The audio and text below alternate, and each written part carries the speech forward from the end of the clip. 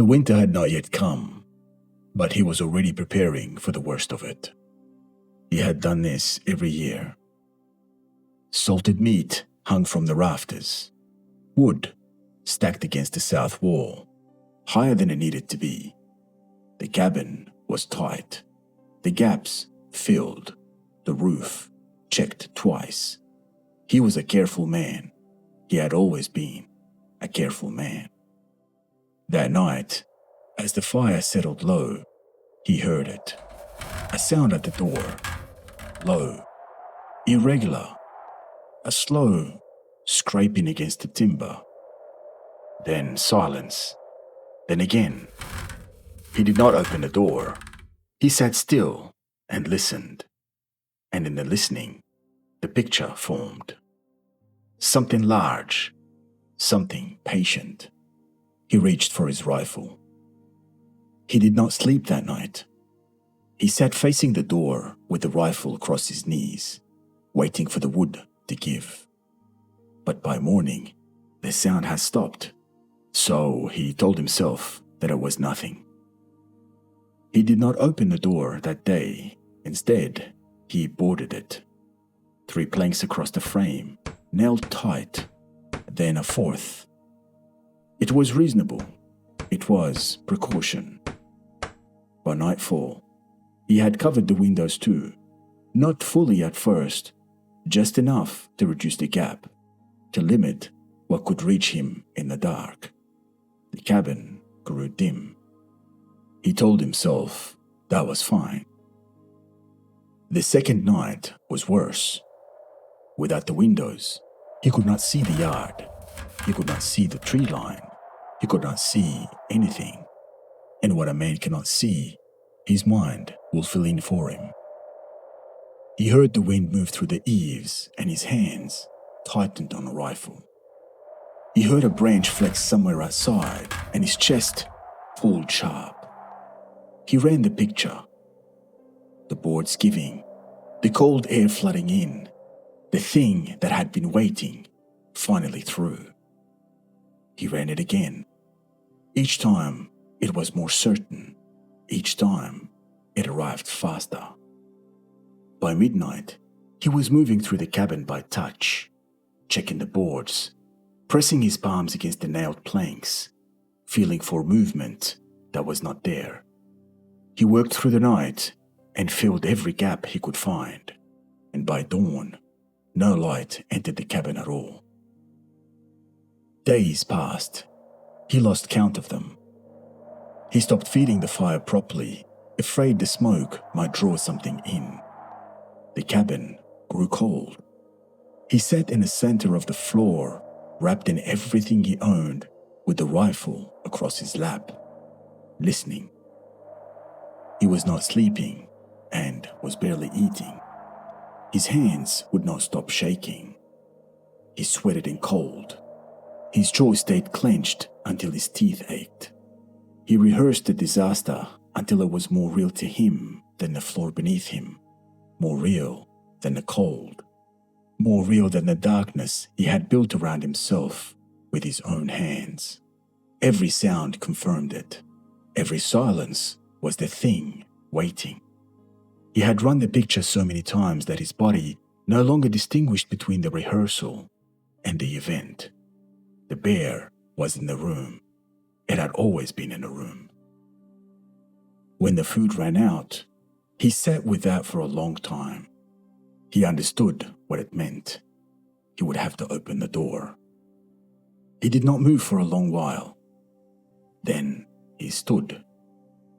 His legs were unsteady. His grip on a rifle was white. He crossed to the door and began pulling the boards free. Each nail that gave felt like a concession. He pulled the last plank away. He put his hands on the door.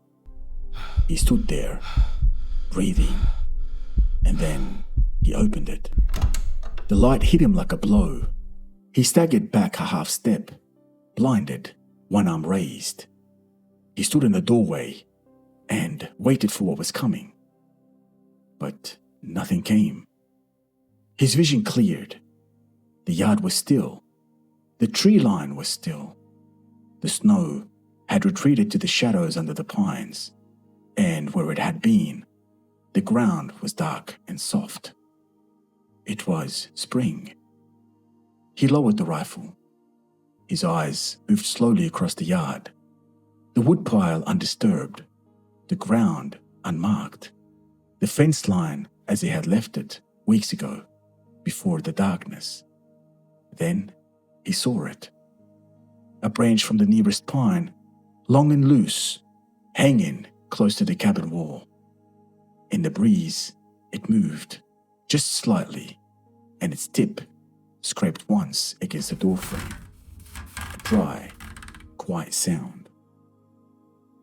He stood in the light and looked at it for a long time. He did not move to break the branch off. He did not look away from it. He just stood there in the open doorway, the rifle loose in one hand, blinking in the light of a season he had sealed himself away from. Behind him, the cabin was dark, and in front of him, the world had been continuing without him.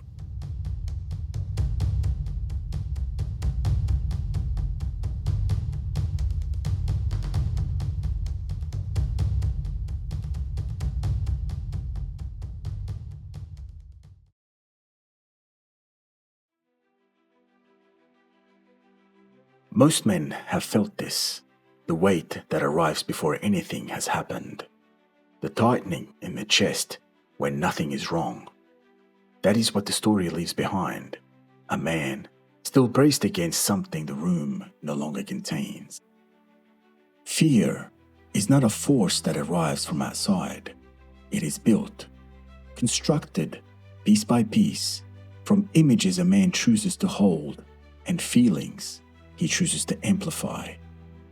That is the thing that most men miss. Fear is not discovered, it is made. The mind is a tool, a powerful one. But a tool has no loyalty. It does not care what it builds.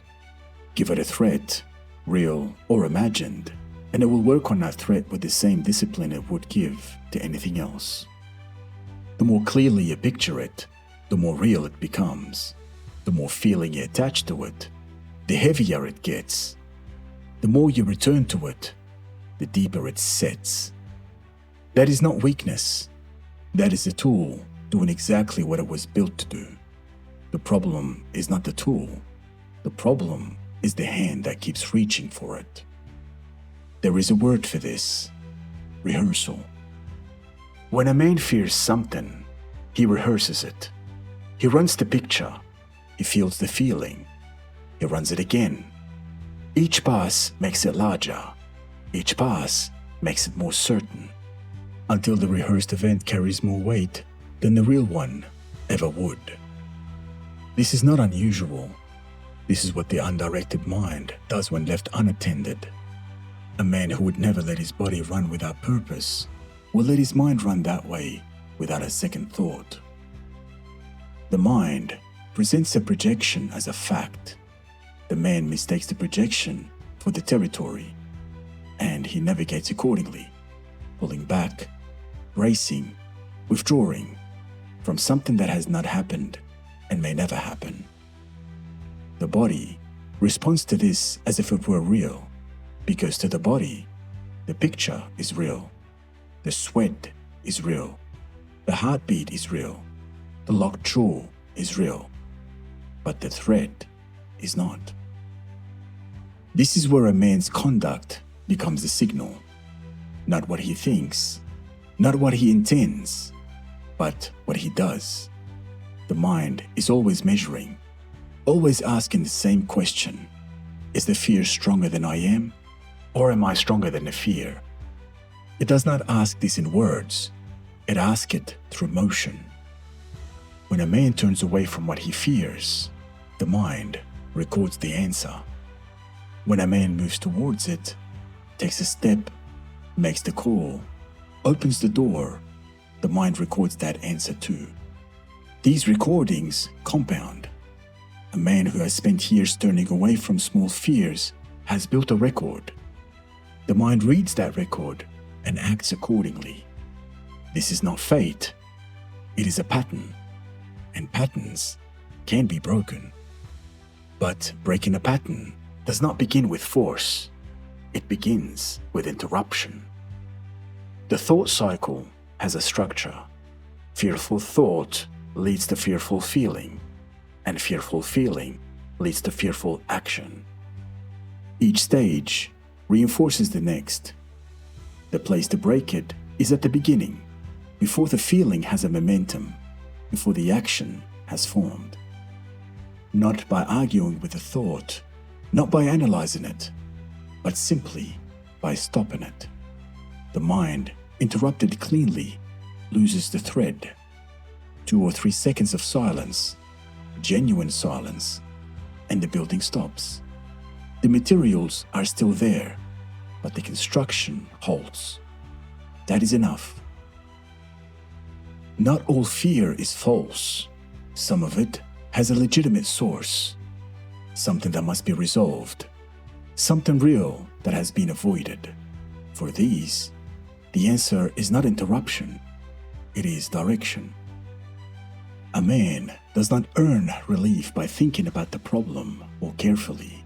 He earns it by engaging the problem directly, doing what needs to be done, asking what needs to be asked, carrying the weight towards the thing, not away from it. There is no comfort in avoidance. There is only the accumulation of what was not done. A capable man is not a man without fear. Fear is present in capable men. What is absent is the permission to be governed by it. A man who has built real capacity, who has worked, who has endured, who has been tested, has a record of his own to read. That record is the counterweight. It does not silence the fear, it outweighs it. The tool obeys the hand that directs it. The mind runs the picture the man feeds it. Feed it the rehearsal of failure, and it will build failure with discipline and precision. Feed it the record of what has already been carried, what has already been endured, and it builds something else. Not confidence, not optimism, something quieter than both. The knowledge that what is coming can be met.